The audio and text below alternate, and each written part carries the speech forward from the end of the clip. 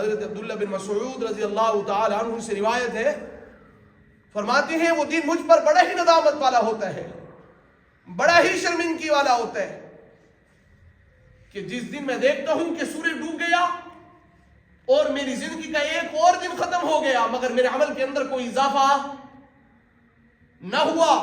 فرمایا وہ دن میرے لیے شرمندگی اور ندامت کا دن ہوتا ہے۔ کون سا دن؟